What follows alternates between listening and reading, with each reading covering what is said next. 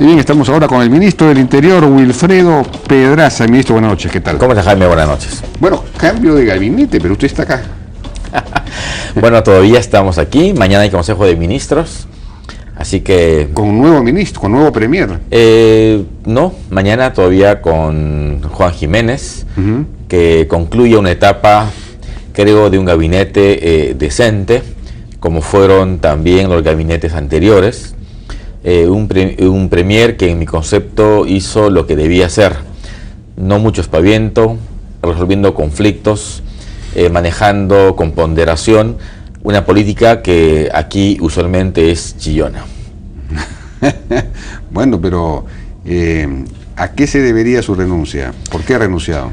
Creo que no sabemos si ha renunciado o le han pedido que renuncie. Se trata, supongo, de un periodo.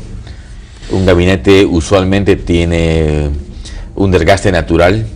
La política es así que asumimos con naturalidad un cambio de gabinete. El presidente decidirá cuál es la extensión del cambio, de manera que con la mayor tranquilidad y especialmente de mi parte, y yo seguro reproduzco la voluntad de todos mis colegas ministros, con la satisfacción de haber trabajado con un hombre honesto, muy claro en sus principios, defensor del Estado de Derecho, de las libertades, y un hombre muy correcto. Creo que es una política no hay que perder nunca de vista. ¿Él le presentó su renuncia o, digamos, se le pidió que renunciara? Yo no tengo, la verdad, Jaime, detalles. Él ha confirmado a su momento que esto ocurrió. Me parece que luego de casi 15 meses de gestión, que sea natural un cambio, refrescará la política, el espacio en el que hoy en ocasiones se agita por temas bien secundarios. Bueno, en realidad, claro, era previsible luego de la caída en las encuestas del presidente de la República, una caída casi a la mitad en los últimos 7 meses, que se produjera un cambio de gabinete para refrescar, como usted dice, ¿no? Y efectivamente esto se pedía y de alguna manera se preveía que iba a ocurrir. ¿No tuvo que ver el tema de, digamos, el anuncio fallido del avión presidencial, de la compra del avión presidencial, o esta declaración que hizo anoche en No Culpes a la Noche sobre la histeria respecto de la inseguridad, que la gente está histérica con la inseguridad? No creo. Yo creo que respecto al avión se ha tratado de un deseo. De hecho, el avión presidencial es un avión que tiene muchos años, no tiene autonomía de vuelo. No creo que un tema así pueda generar o deba de generar la renuncia de un premier. La estabilidad del país tiene que apostarse por temas mucho más profundos. Y la opinión de ayer igual. Él ha señalado que se ha descontextualizado su afirmación, porque está muy claro que para el gobierno, para el premier, para mí, la seguridad es de primerísimo orden. De manera que no creo que esos dos temas hayan generado ni acelerado ningún cambio. Se trata, en mi concepto, de un desgaste natural que nos da pena, por supuesto, porque desde mi perspectiva, y comparto, reitero, la visión que tenemos en el gabinete, Juan Jiménez fue un gran premier. Ah, ¿sí? ¿Usted le pareció? Sí, sin duda. No es el político tradicional que hace esfuerzos por sostener situaciones insostenibles. Creo que la honestidad, la ética en la política son fundamentales. Y él, a veces con escasa experiencia política seguramente, mantenía siempre una línea de trabajo. A nadie de este gabinete nos pueden imputar actos irregulares, y cosa que me parece muy importante, y reitero, en la política. Por eso creo que con Juan termina una etapa, y seguirá siendo así seguramente, gabinetes en los que la transparencia, la honestidad es una regla, y eso a mí me alegra por la política peruana. Bueno, ¿usted cree entonces que el siguiente gabinete ya no va a ser así, no va a haber esta transparencia? No, yo creo que hay una continuidad. Creo que esa percepción tengo de los dos premieres anteriores, de manera que, es público que ni el primero, el segundo y este gabinete haya estado involucrado en escándalos vinculados con tráfico de influencias o de corrupción. Eso no existe. Y eso es muy bueno, yo diría, para nuestra política tan venida menos por temas de valores.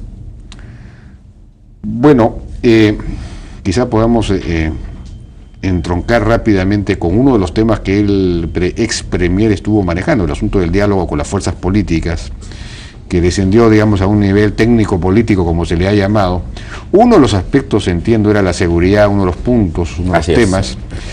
Y en ese asunto, ¿se había avanzado algo, se había llegado a algo que pudiera ser realmente útil? Bueno, se han llevado a cabo 3 reuniones. Yo participé en la primera, en una de manera general, y luego con los técnicos, para tratar de hacer una agenda básica. Me parece, Jaime, eso muy importante, porque la experiencia en la región, en el mundo, es que no hay policía fuerte, efectiva en la lucha contra el delito, si su proceso de reforma no alcanza varios periodos de gobierno.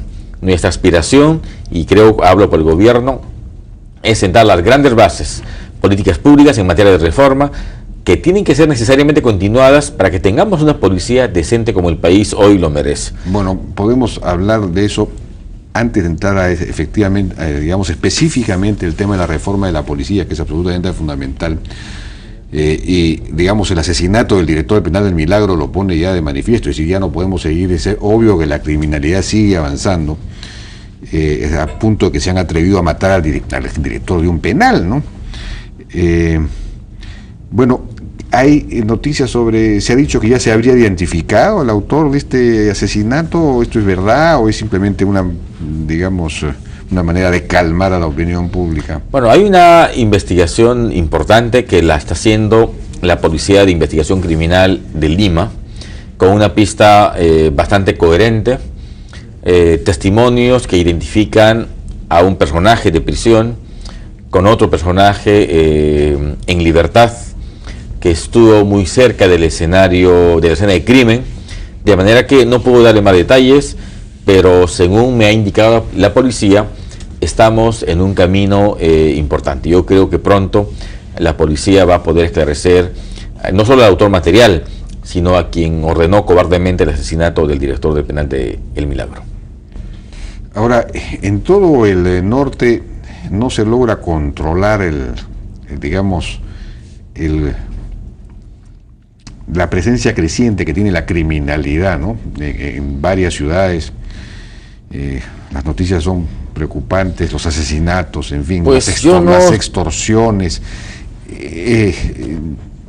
No hay manera de decir. A ver, yo sí creo que hay manera. Además, nuestras cifras no señalan que exista en el norte del Perú un crecimiento sistemático de la delincuencia. Los hurtos y robos se han reducido en 15% en la región Libertad y Lambayeque. Eso dicen nuestras cifras. La tasa de asesinatos se ha mantenido, no hemos logrado bajar. Asesinatos fundamentalmente en contexto de conflictos entre bandas, sicariato, pero entre ellos. De manera que lo que hemos venido haciendo desde el año pasado, con trabajo de inteligencia, focalizando la búsqueda de blancos relevantes, líderes, bandas, sicarios, desde nuestra perspectiva, nos ha permitido capturar a 14 sicarios que están en prisión de Trujillo. Nos ha permitido... Pero ya vemos que la prisión no significa nada, porque desde la prisión ordenan asesinar al propio director del penal. Digamos, la prisión se convierte en la oficina central del crimen. Los principales líderes de la Gran Familia, por ejemplo, que nos tomó casi 5 meses capturarlos, están hoy en el penal de Chayapalca, desconectados. En Puno. En Puno.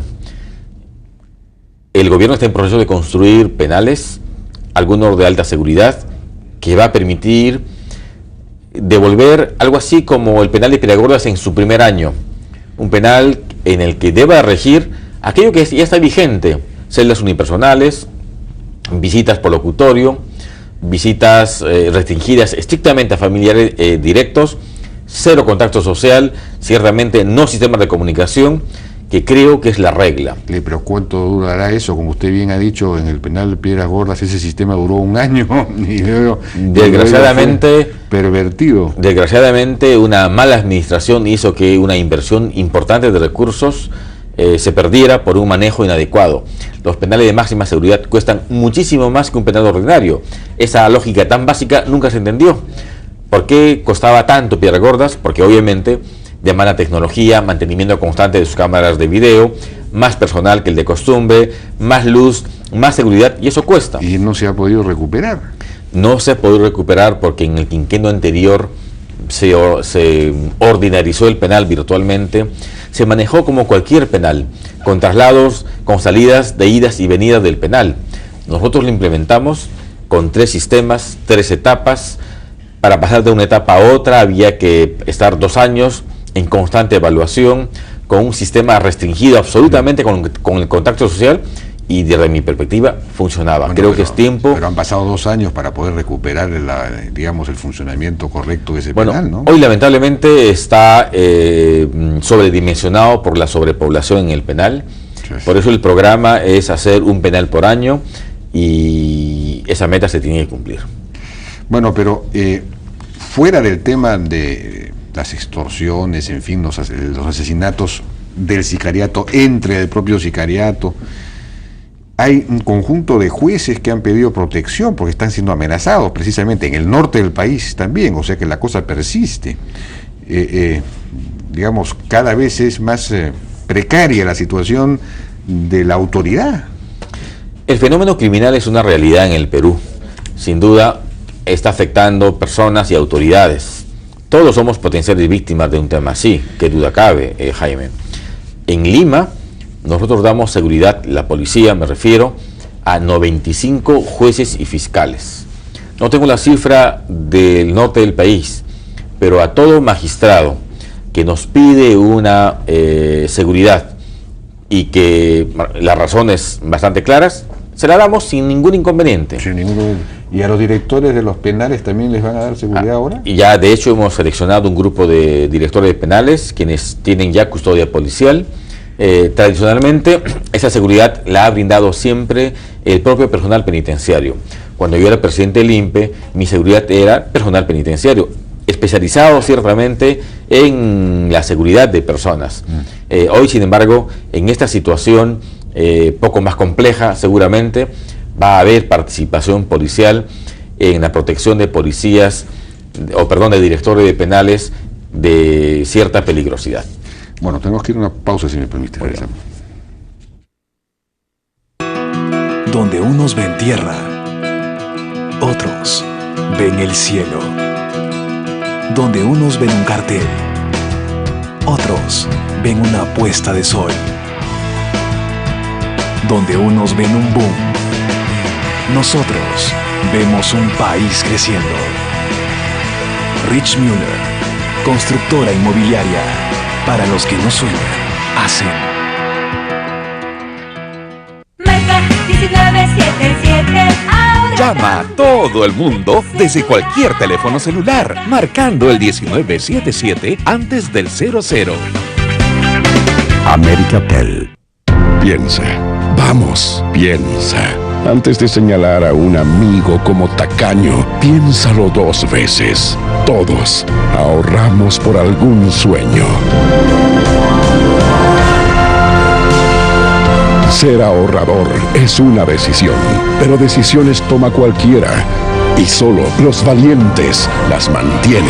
La cuenta millonaria de Interbank premia con un depa y un auto a los valientes que ahorran hoy para ser los ganadores del mañana. Interbank.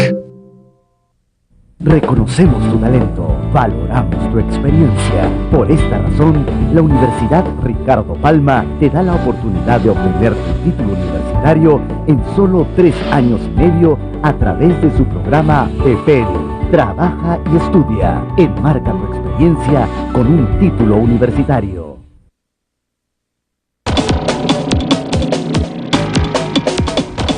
Seguimos conversando entonces con el ministro de Interior, Wilfredo Pedraza. Otro tema sobre el que quería preguntarle, ministro, es el siguiente. Hace casi un mes en este programa, Jaime Antezana presentó un mapa elaborado por los ayánicas, por los propios ayánicas, con la ubicación de 7 pistas de aterrizaje clandestinas en la zona del Valle del Lene. No sé si tenemos ahí el mapa. Ahí está el mapa en la pantalla. No sé si no acá. y eso ya es una reelaboración, pero digamos, esto fue elaborado inicialmente por los propios Asháninkas. Ahí están las 7 pistas. Y parece que no son 7 sino 9 pistas en realidad. Y hace 2 semanas que volví a entrevistar a Antesana, ahí quedamos, bueno, se nos ocurrió decir, bueno, yo dije, le damos al gobierno 2 semanas para que destruya esas pistas. Ahora he hablado con Antesana y le he preguntado, me dice que no se ha destruido ni una sola. Entonces, ¿cuándo se van a destruir esas pistas? Parece que el flujo es cada vez mayor. Hay algunas de ellas en las que están saliendo ya 5 avionetas, incluso algunos de ellos bimotores diarios. Es decir, están trabajando a todo vapor estas islas, ¿no? A ver, esto tiene una explicación. Nosotros estamos trabajando desde junio de este año en la erradicación de hojas de coca en Ciudad de Constitución, en Pichis, Palcacho, Cerro de Pasco al extremo. La zona donde probablemente habían, porque en futuro ya, un altísimo número de pistas clandestinas. Hasta ayer destruimos 65 pistas clandestinas. 65, pero me dicen que no hay más de 35 en toda esa zona. No, absolutamente todas están georreferenciadas, registradas, ¿sí?, en video, en fotografía, y otras tantas que inmediatamente se repone. Nuestra policía, con el apoyo de Fuerzas Armadas, retorna y vuelve a destruir las pistas. De manera que lo que está pasando en el Perú es el efecto globo. Trabajamos en esa zona y el narcotráfico por la vía aérea se ha mudado a algunos sectores del Braen. Hemos destruido 4 pistas del Valle del Río N. Hoy mismo yo me he reunido con los Asháninkas, quienes vienen a trabajar con nosotros en materia de seguridad, en desarrollo también. He recibido una delegación muy grande, estaba programada hace muchos días, para trabajar juntos, reitero, en seguridad, en desarrollo, en educación. Vamos a incorporar a nativos Asháninkas, como ya de hecho lo hemos hecho de otras etnias, a la policía, para que presten servicios en sus propias comunidades, no con el uniforme clásico, sino con la vestimenta típica. De manera que el tema de las pistas hoy la estamos trabajando de un modo sistemático. Ocurre que por un tema de logística hacemos interdicción de pistas clandestinas ahí donde hacemos erradicación. ¿Por qué? Porque la aviónica, la flota de helicópteros es exactamente la misma para erradicar y para destruir las pistas. Progresivamente, a fin de año, concluimos en esa zona y luego entraremos el próximo año. Bueno, pero en esta zona, ese es el desconcierto de los Asháninkas, también he hablado con algunos de ellos, hay bases militares. Esas bases se les podría encargar que hagan esta destrucción, que es una cosa muy sencilla de hacer, ¿no? Pero lo que ocurre es que en algunos casos los militares están dándole seguridad a las pistas. Por ejemplo, hay un caso específico y concreto que lo tengo acá, en la comunidad. Yo no tengo una información de esa naturaleza. Sí. Hay por lo menos uno en la comunidad nativa de Quimaropitari. Ahí muy cerca hay una base. Esa base militar le da seguridad a las avionetas, cobran cupos obviamente. Entonces eso es peligroso porque estamos regresando a lo que era pues en los 80, en los 90. Bueno, ¿no? Es una información que yo no lo puedo suscribir, me parece grave. Precisamente la decisión política de no involucrar a las Fuerzas Armadas en el narcotráfico supone reducir posibilidades de que el militar se involucre con el narcotráfico. Claro, pero si están cerca, muy cerca, entonces la manera en que no se involucren esos renales más bien que destruyan y no que cuiden la pista, ¿no? Que la destruyan, ya que ustedes no pueden hacerlo. Dudo que eso esté ocurriendo en verdad, porque el control es alto en la zona, control territorial. Hemos recibido reportes, varios sí, y hoy lo han ratificado los Asháninkas, de avionetas, pero en el aire. El dilema es, yo le recomiendo que tenemos que disparar, ese es el gran problema. Pregúntele usted a estos Asháninkas con los que se ha reunido si es que no es, si en la comunidad nativa de Quimaropitari no ocurre lo que le estoy diciendo. Hoy nos hemos reunido con las Asháninkas, con De Vida, con el responsable, con el alto comisionado para el Braen, con el director de narcotráfico de la policía. Vamos toda una delegación con un representante de PCM, porque la idea era tener una visión integral de cómo apoyarlos en el desarrollo en toda la zona del N, en el N alto y bajo. Porque aquí tenemos una cosa curiosa con los ayánicas. Hay que cuidarlos porque ellos se oponen al narcotráfico, así como claro, más bien los colonos siembran coca, ellos están en contra de eso. Se oponen al narcotráfico y se oponen al terrorismo. Y al terrorismo siempre se opusieron, y sí, ahora sí, también claro, al narcotráfico, cosa milagrosa, ¿no? Son gente de una ética, digamos, extraordinaria. Sin duda. Pero entonces, ¿qué les han dicho? ¿Las pistas van a permanecer ahí? ¿Hasta cuándo? No, nosotros hemos trabajado con ellos temas de desarrollo. El tema de las pistas salió como otro de los tantos temas que trabajamos, pero a ver, para hacer sostenible la destrucción de una pista, no solo hay que destruirla, hay que ocupar el territorio para evitar que la pista se reponga muy rápido, porque la verdad, lamentablemente se repone. Como le digo, ya hay bases militares. Recordemos que estamos en la zona del Braen, zona todavía de conflicto, y por tanto, la destrucción todavía de pistas no responde a una lógica constante. Distinto es en Pichipalcasu. Vamos, nos quedamos, tenemos un contingente policial bastante grande, toda una logística en helicópteros, y por eso nuestra operación es constante. Bueno, le tocará en su momento al Braen, que va de la mano con erradicación y la interdicción, porque la receta tiene que estar junta. De acuerdo, pero me parece, no sé yo, es una sugerencia, ¿no? Si están ahí las bases militares, se les puede encargar que destruyan, no que se enfrenten al narcotráfico, que destruyan las pistas. Lo estamos haciendo, de hecho, el apoyo de los helicópteros, Fuerza Aérea, es un apoyo vital para nosotros, control aéreo también. La Marina, por ejemplo, es experta en explosivos, ¿no? Ellos, porque le encargan a la Marina destruir las que de están hecho, ahí. nos ayuda la Marina mucho en la minería ilegal, en el lecho de ríos. Claro, entonces ya trabajamos están con ellos. dadas las condiciones para trabajar juntos. No la tienen... ley en el caso de minería ilegal autoriza a la Marina a participar en interdicción. Bueno, sé que entonces no hay fecha para la... Bueno, nosotros vamos a seguir insistiendo. Le daremos pues 2 semanas más al gobierno para que destruya esas pistas. Sí, pero que le encarguen después a la base militar, que en lugar de estar cuidando Jaime, la pista, la destruya. Eso es todo. Yo voy a verificar qué pistas faltan por destruir. Nuestro país no va a tener pistas a fin de año. Estamos en un proceso muy intenso. La lucha contra el narcotráfico no solo es erradicación. Estamos hoy en el 85% de nuestra meta anual, 22.000 hectáreas, y la vamos a superar.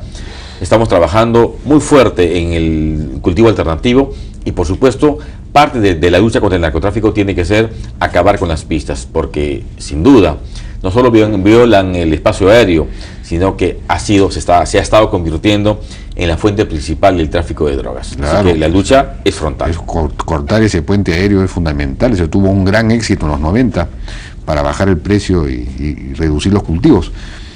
Y el otro tema son los insumos químicos. Se suponía que ya que a estas alturas iba a estar en pleno funcionamiento el famoso software de la SUNAT y todo el sistema de control de insumos químicos. Bueno, hace un año se aprobó un nuevo sistema de control de insumos, combustible e insumos. Hace 60 días ya se ha puesto en vigencia en toda la zona de influencia del Braen, Huánuco, Huancayo, una zona de Purímac. De manera que el control ahí está férreo. Un ejemplo, el combustible que antes era libre, hoy se vende limitado a 15 galones por vehículo para uso doméstico. Está prohibido vender combustible en galoneras, en cilindros. El transporte está absolutamente prohibido. Y muy pronto, en 60 días, y solo por temas administrativos, vamos a ampliar a Madre de Dios. De manera que el control es progresivo. Tiene un costo social porque hay mucha gente que consume combustible del mercado informal. Estamos mejorando los procedimientos, pero muy claro, Jaime, ya hemos comenzado a aplicar el nuevo sistema de control de insumos y de combustible. Pero ya está en pleno funcionamiento. Absolutamente, en el caso de Huancayo, de Huánuco, toda la zona de influencia de Huallaga lo está. ¿Y del Braen? Así es, toda la zona. Entonces, ¿por qué siguen produciendo y siguen saliendo las avionetas como si... Yo creo que hoy va a haber un fenómeno muy importante. De un lado, la erradicación de hoja de coca está muy potente. Por primera vez, el Estado está invirtiendo recursos públicos en erradicación. Hay un control mucho más férreo de combustible. Ambas cosas van a hacer inevitablemente que el narcotráfico se reduzca. O sea, no hay materia prima, hoja de coca, no hay insumos químicos, y la regla es muy simple. bueno, como le digo, todavía aparentemente los insumos químicos siguen fluyendo en gran cantidad, porque siguen saliendo las avionetas en gran cantidad. Yo creo que si usted progresivamente eso va a ir cambiando, porque la regla es muy básica: no coca y no insumo, y por tanto no habrá... Bueno, es una noticia que ya está en pleno funcionamiento el sistema de control de insumos. Está a cargo de SUNAT. De SUNAT, sí, pero bueno, entonces qué raro que que todavía no esté produciendo resultados. ¿Qué está fallando ahí? Bueno, tenemos 60 días en el nuevo mecanismo de control de insumos, de combustible principalmente, y yo sí creo, Jaime, que esto va a ir cambiando. Estamos mejorando nuestra capacidad operativa. Tenemos 3 sistemas de rayos X de control de carreteras, 3 más que acabamos de comprar, nos llegará en 4 meses me parece. Vamos a tener, en el país va a haber 6 vehículos que van a tener la capacidad de escanear container, vehículos de alto tonelaje, a velocidad o estacionados, sin necesidad de bajar carga de gran volumen. ¿Dónde van a estar puestos? En carreteras principales, son vehículos móviles. ¿Y cuándo va a ser eso?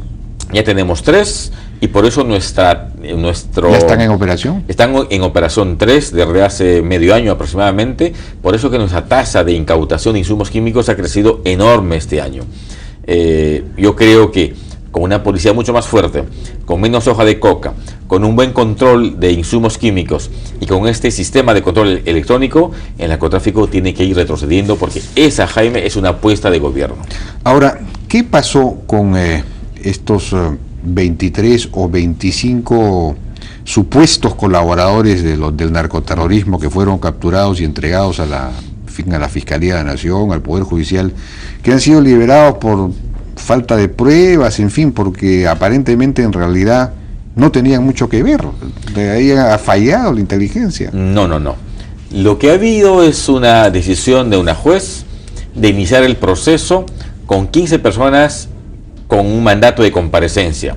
No fueron absueltos, están siendo juzgados, pero por el grado de vinculación la jueza decidió darles libertad, pero continuar con el proceso penal. No, ya sé. Nos parece una decisión errada, porque hemos sido cuidadosos en buscar información. A ver, es que gran parte de esos cargos están sustentados con versiones de testigos que tienen un código del que le reserva la identidad. En el ámbito judicial son testimonios que tienen escaso valor, pero en un tema así, narcotráfico, terrorismo, no es posible acompañar videos, fotografías o pruebas incontrastables. Lo que hemos hecho es sumar indicios, escuchas electrónicas y fundamentalmente testimonios. Lo que hemos hecho es detener a la base de Sendero en el Brain, colaboradores, informantes, logísticos, de manera que lo que nos parece es un error. Hay información de que por lo menos en algunos de esos casos no eran personas verdaderamente importantes, que tenían contactos, habían tenido contactos eventuales, pues no, pero porque están en la zona, pero que, en fin.